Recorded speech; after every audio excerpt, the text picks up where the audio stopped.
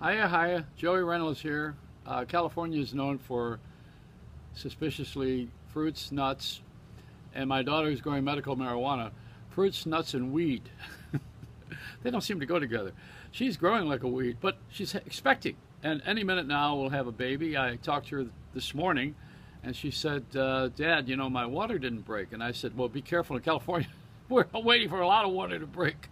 And we're expecting it to heal us, not your water. But you know what? We got a lot of problems in our society, and they come from people who are acting out all of the time, and then there are those who are the canary in the coal mine. That's what Trump is doing right now, I think. He's a guy who's got the loud mouth. That's what Morton Downey Jr. was on television. Earlier days, it was Joe Pine on Channel 5 in Los Angeles. He started all of this stuff on outrageous behavior on TV, and Morton Downey furthered it by being the #1 crown prince of talk and shock talk in history. Now, after he got fired and left there, we did a series of movies on the streets in LA. I took him around and I shot with him. We were in front of an office where the guy with AIDS couldn't get some government money. We talked to roofers. We went on the beach where an old timer said, we're dying from greed.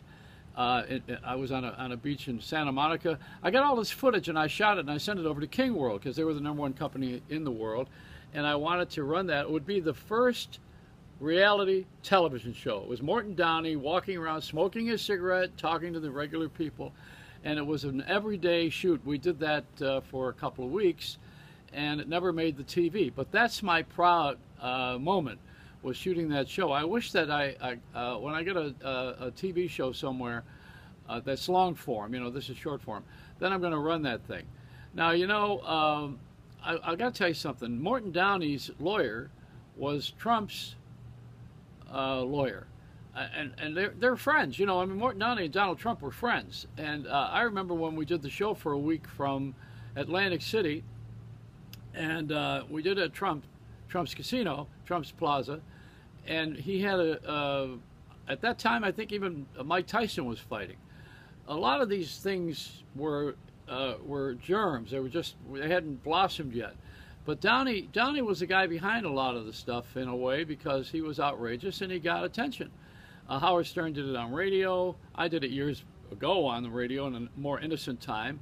Imus did it. All of us guys are famous for acting out, and then on television, of course, sometimes you'll see people walk off the show. Even Regis Philbin did that. He walked off of Joey Bishop's show, if you know the history of that one. Jack Parr quit his own show.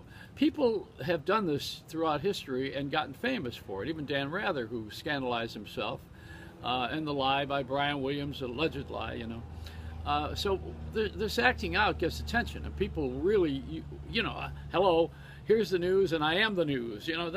That's what's happening.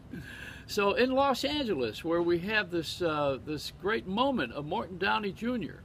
and walking along the streets, I wish I could share that with you. However, the film of Morton Downey Jr., The Evocateur, is on CNN Thursday night at 9 p.m. Thursday at 9 p.m. And I happen to be in the film because he was roommates with me years ago, a couple of times. And as a matter of fact, when I was responsible for the hit record Sherry, I locked myself in the studio in Hartford and played it for 4 hours, and it became a hit. Thank you very much, Jersey Boys. That was me. I was the jock that did that.